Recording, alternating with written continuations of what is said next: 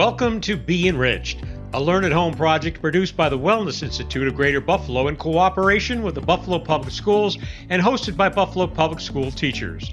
Your host for today's virtual field trip is Michele Agosto, Director of Arts for the Buffalo School System. Now please join Michele as she travels to fun and educational destinations throughout Western New York.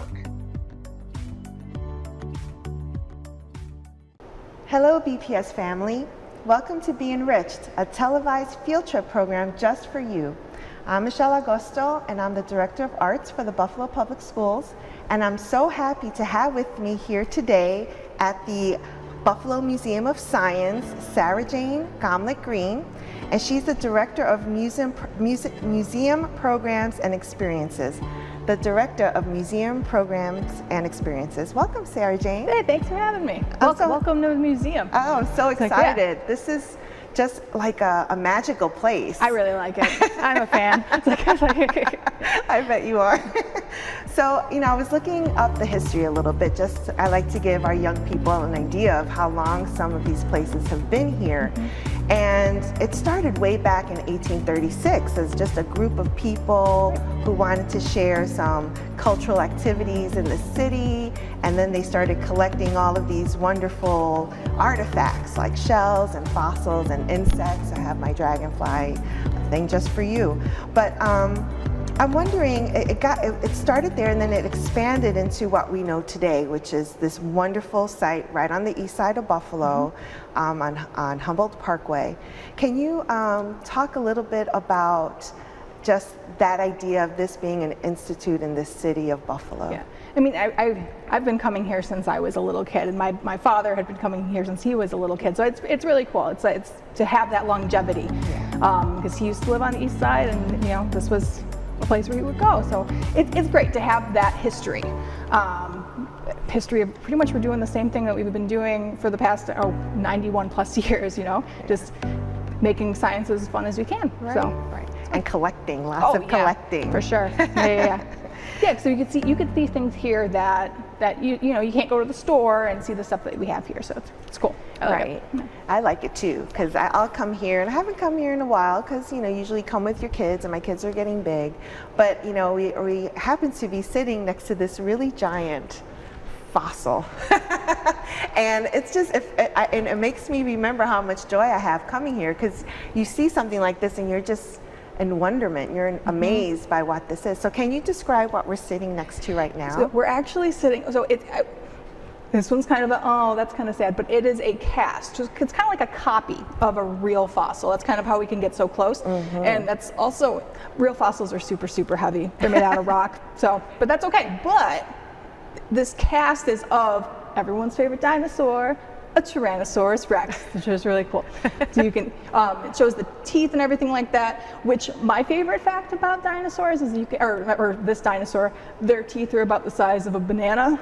So call them banana teeth, it's nice. But and they're shaped kind of that way too. Oh yeah, absolutely. Yeah, it actually goes into the jaw. So like the hard part of the bone.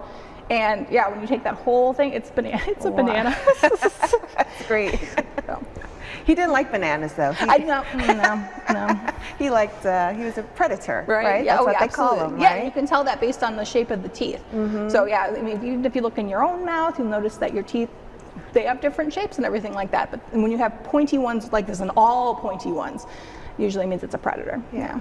That's pretty cool. Now this is just the head, so I can imagine it must have been huge. Yeah, no, and inside this exhibit behind me, Rethink Extinct, we have other bones. And well, I'll just use my hands on this one. So the leg bone, so like the top, like where your thigh would be, it's probably about that big, but then you got the little arms like these ones, and it's like this big. So it is interesting, isn't it? It's fun. It somehow balanced out though. It did something. They had what they needed, so that's all right. So this exhibit is, the exhibit you're talking about is called Rethink Extinct, right? So it shows all sorts of different fossils and bones from not just, we learned the words flora and fauna the other day. So it's not just fauna, right? It's flora too. So Absolutely. Can you talk a little bit about that? Yeah, so in this, actually what's really cool about this exhibit is it doesn't just talk, when we think about things that have gone extinct, it's dinosaurs, but there's so many more things that came before that, and lots of things that came after it.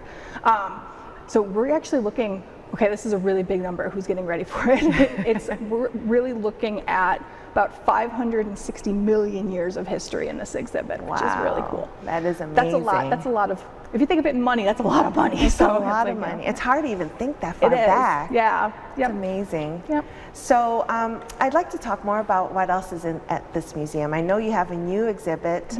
It's called the Golden Mummies of Egypt. And that's always fascinating to look at, see how people lived during a certain period of time. Right. I was reading about the CT scans. So maybe you can talk a little bit about that exhibit and those CT scans. Yeah, so the Golden Mummies of Egypt, it's kind of, this probably is too much information, but it's a really cool exhibit. What happened is that there was an archaeologist in England, from England, a really long time ago, and he looked at a very specific, like he just looked at one area. So you have a very, like one time and one place. So it's all the people that lived in this area. So it's kind of getting a snapshot of how, exactly how people live their lives and everything like that from a very localized area. So kind of like your city. Like how did the people in this city compare to other cities? You know, there's some differences. There's a lot of similarities though. But yeah, the CT scans are really cool. They are really cool. So what they do is they allow you to see inside of things without actually getting inside of things. Right. So, because you want to preserve that. Exactly. Right? Exactly. So you want to preserve the outside. We don't want to, I guess, we don't want to take it apart. Right. We don't want to do that. So we use this technology to see inside without damaging it. Right. And did you find really interesting things when you saw those CT scans? I mean, I'm not gonna lie, I've seen several CT scans of these things before, but it is really cool just to see how, I mean, thinking of how people today, how our bodies are shaped in proportion and where, I guess, our wear and tear is, so to speak. It's interesting to see those kind of differences personally. Yeah, so. That's very cool, very cool. I want to also talk about an exhibit that I always like to go to because there's so much beauty in the creepiness of it all, and it's the bugs. Yeah. There's like, you have a bug display and you have some live bugs walking around in some of the display cases. And so I know I'd like you to share a story, but before you share that story, can you talk a little bit, like I said, I wore this for a special reason because I really do love the bug exhibit. How many bugs are represented in that display? Oh man, that I don't even know. It's just looking at when you first walk in, there is a sign that says Bug Works, but it's made out of just butterflies and other insects that we've collected. And just on that, I mean, I don't know exactly. I don't know how. It's a lot. Yeah, it's a lot. I should go in there and count it. That actually might be. That's my new goal. That's my next goal. Yeah. So the live animals, the live insects that were down there, they couldn't stay there by themselves, right? Because of COVID-19. Right. So I heard you had to babysit. Yeah, I'm still babysitting some friends. Can you talk about that? Well, let's just say it started out with one friend. I brought home the Madagascar hissing cockroach, and it was a female. So I only had it was a girl Madagascar hissing cockroach, and we only had one. And then about 2 weeks after we had her, and I made it all nice, made it nice and warm for her, gave her everything she wanted, and apparently she was happy. So she had babies. Oh no! So now instead of having one, I have 19. Oh, well, they're keeping you company. They are, and it's do really they hiss? They do hiss. They do hiss. They actually, it's interesting. They only started hissing recently because some of them have gotten pretty big. But it's really cool to see how. I mean, okay, when you think of humans, it's like we grow, and you can kind of tell how old people are based on what they look like and everything like that. But in this one, you've got little dudes and then big dudes, and they're all the same age. It's very interesting. Oh. Like, it's interesting to see how they grow versus us. Right. It's really different. It's so cool. Sorry. Well, I'm really glad that you have this excitement, and I'm hoping our young people get excited too. So thank you, SaraJane, so much for being here and sharing so much with us. Yeah, thanks for partying.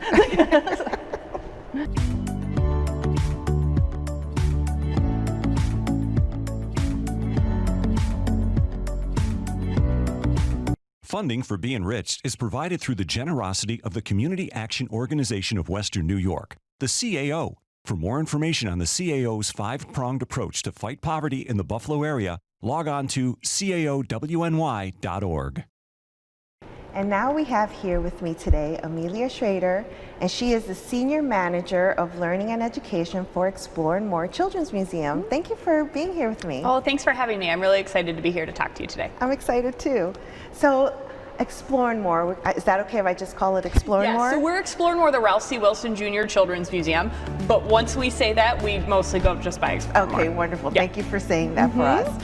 So Explore and More has a really a short history, actually. From 1994, you opened your doors as a classroom, really, Yes.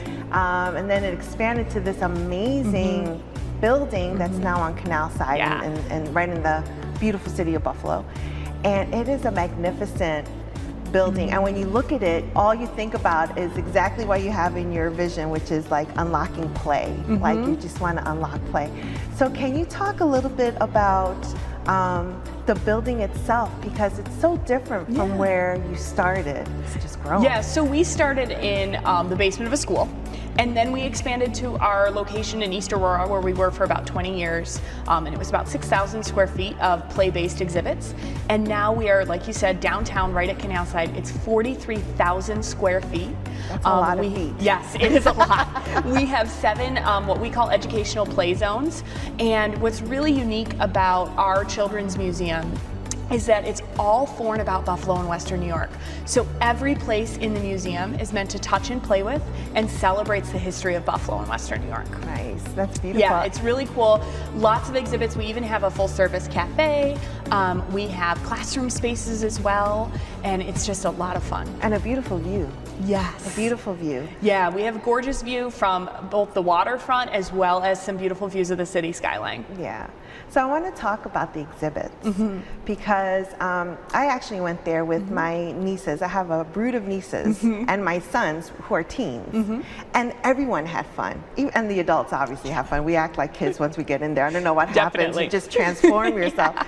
But you know, it really is meant for birth to 12 years old. But it really is a place where everyone can engage with their imagination. Yeah. And so I'd like to kind of go through some of the exhibits. Would you mind sharing all the exhibits that are there first? Of course. Okay. So we, when you first walk into the museum, after you've checked in, you get into our Being Good Neighbors exhibit, and that's all about how Buffalo is the city of good neighbors.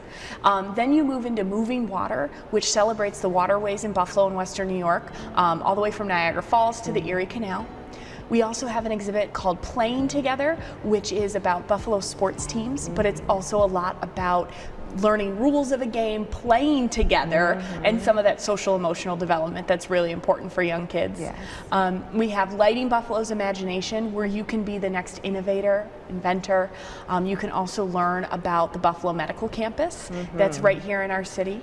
We have Building Buffalo, which is all about construction and architecture. So it has some images of the really special places in our city, but kids can also learn to be the next construction worker or plumber or bridge builder in that architect. space. Yeah, it's really exciting. That is one of the favorite spaces. And right now, those beautiful windows, they overlook the waterfront, but they also overlook 2 large construction projects at Canal Side, both the Long Shed and the Carousel. So kids get to play construction worker as they're watching That's real pretty construction cool. workers, and it lights up their whole little lives. It's very sweet. That's very cool. And then on our 4th floor, we have our Farm to Fork area, which teaches kids and families and teachers all about food sustainability and where your food comes from.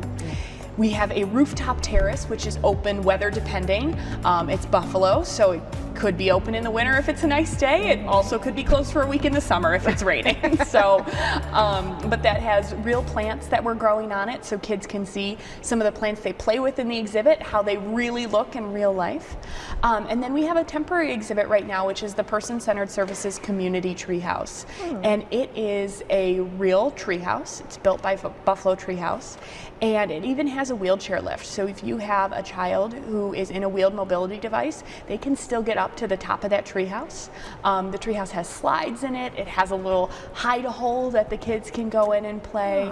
And it's a really immersive, magical experience. That's very cool. And that's inside the Inside museum? the building. Yeah. That's insane. Yeah. That's really cool. Yeah, it's an all-seasons treehouse, which is great because, like I Yeah. said a minute ago, in Buffalo, seasons are relative. Right. So it's a really great space for kids to play inside, have lots of fun, and especially our kids that live in the city. No kid that lives in the city gets a treehouse. Yeah, that's true. So now they have one right in our space that they can come and play with anytime. I love that. I love that idea. You know, like I said, I've been there before with my nieces and my sons, and it was so fun watching them light up at every stage, at every exhibit that you had. And we had our favorites, and our favorites were the Being Good Neighbors. They really enjoyed that.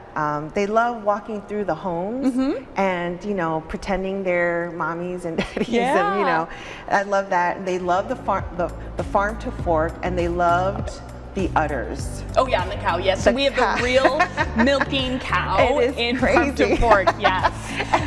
And it's so fun because they're reaching out. They all want to do it. They all want to do it, even the grown-ups. They get freaked out, yeah, and then they continue to do it anyway. It's just fun to watch. And we also really like the moving water. Yeah. That just engaged them for so long because it talks about the history of Buffalo and just, you know, the nature of water and the movement, and it was just really, it was great. It's a very wet area. It's very wet. We do have smocks and we have dryers, but it is still very wet. But it's a great place too, especially for our older range kids when they're learning about local history in school. It's a great place to get some hands-on experiences that supplement what they're learning in school, especially with the Erie Canal. We have a replica packet boat in there, so they can role play what life was like on the Erie Canal. They can hear stories from different perspectives, but then they can also play with our water table and truly see how the locks work. Oh, that's really so it's cool. a lot of fun. It really supplements what they're learning in school, but in a hands-on, play-based way. So when you talk about role playing, like what does that mean? You know, maybe some of our young people don't know what role playing means. So role playing is when you get to dress up or pretend like you're something else. So when you said a moment ago, your kids were playing mom and dad in the kitchen and cooking, that's one way to role play. When they're dressed up like a construction worker or a doctor or a lab tech, those are all different opportunities for role play. And we have them throughout the entire museum so that kids can really see themselves in these different types of roles or environments in the museum.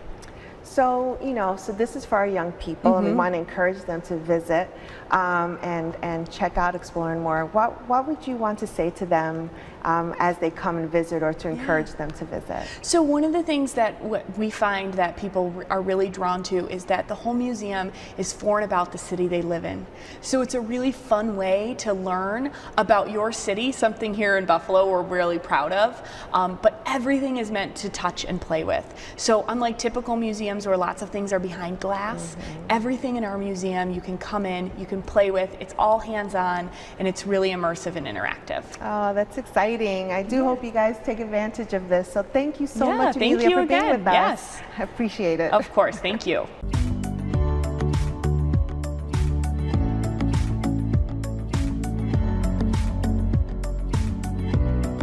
Funding for BeEnriched is provided through the generosity of Harmac Medical Products, an award-winning international contract manufacturer of single-use medical devices, located on Bailey Avenue on Buffalo's east side. For more information, log on to harmac.com. Funding for BeEnriched is provided through the generosity of KeyBank in partnership with the First Niagara Foundation. KeyBank, planning a better tomorrow for our clients, communities, and teammates. KeyBank opens doors. For info, log on to keybank.com. And now we have with us today Anna Kaplan, and she's the Executive Director for Graycliff. And I'm so happy you're here to join us today. I'm happy to be here. Yay. So Graycliff is connected to another visit we had recently at the Darwin Martin House. Yep. The designer and the architect for Graycliff was Lloyd Wright, who also designed the Martin House. Yep. And the Martins owned both homes. Yep. They were lucky to have a summer home and a regular home, Yes. right? Yeah. Yeah. So how, can you talk a little bit about maybe the Graycliff as it pertains to the Darwin Martin House? Sure. And the relationship between the Martins and Lloyd Wright? Sure. So Darwin and Isabel, they already had this relationship with Lloyd Wright through their city home on Jewett Parkway, but also through Darwin's work at the Larkin Soap Company. Lloyd Wright also designed the administrative building there, which no longer exists. but it was in downtown Buffalo. Okay. So Graycliff was built as a gift to Isabel, from Darwin to Isabel. So Darwin basically called up Frank Lloyd Wright and said, I want you to design our summer home on Lake Erie. So it's about 20 miles, and so by car, that means it's about 30 minutes from here, the Science Museum, and from many spots in Buffalo. From the Darwin Martin House, it's around 30 minutes. And it's right on the lake, so it was always designed for Isabel. She had an eye condition, and so that made it difficult for her to navigate the spaces of the Martin House sometimes. And so they asked Frank Lloyd Wright to design these spaces with light in mind. So there's no stained glass, and it has a very different feel. And it was always Isabel's retreat. When they were writing to Frank Lloyd Wright, they made sure to say, Isabel's the one in charge here. That must have been interesting. Yes, and that was in 1926. Right. So we have all of these letters, and they may have mentioned that at the Darwin Martin House, but we have all of these letters between Isabel and Frank Lloyd Wright and Darwin, because often Isabel would write to Frank, and Frank would then write to Darwin, and it was this little triangle of correspondence. So it sits right on this amazing cliff, a 60-foot cliff. And the house was always designed to be in harmony with the landscape. And so there's many elements of the landscape that Frank Lloyd Wright took from that site. Firstly, the lake. The lake is right there, so water is really important. And when you approach the property, the original driveway oriented you so that you were, when you got down the drive, your focus was the lake, not the house, which is kind of interesting. And then he took rock from that cliff and actually used it to build parts of the structure. He used it both as inspiration and to actually build the house. So you'll see rocks that make up the chimney and other elements of the house.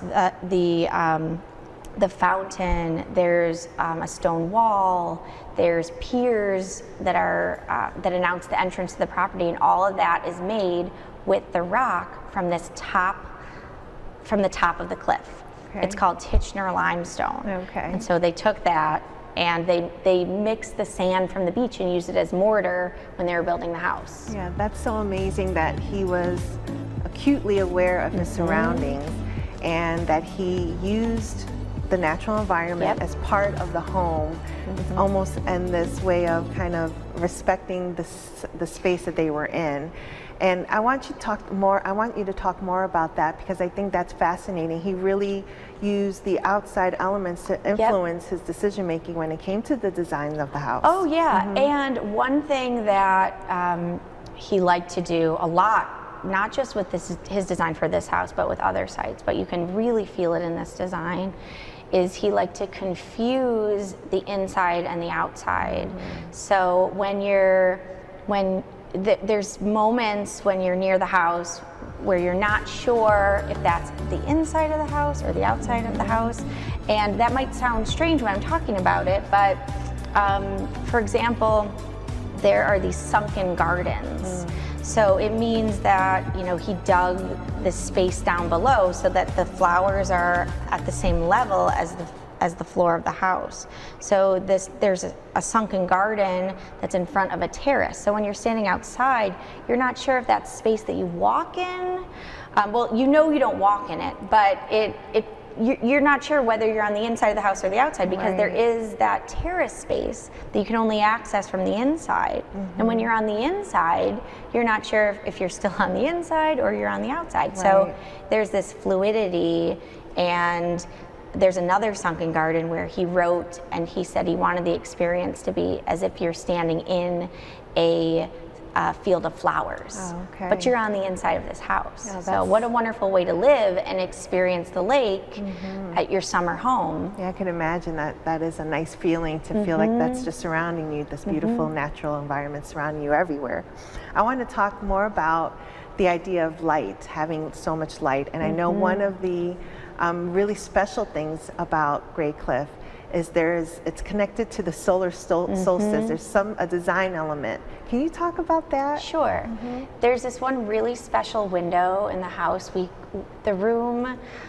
call the room the fern room or the view room, because in this room there's another planter area, but it's inside this time, and it's usually filled with fern. So again, when you're in this room, the natural elements from the outside, these plants, are brought inside, so you're not sure whether it's exterior or interior space.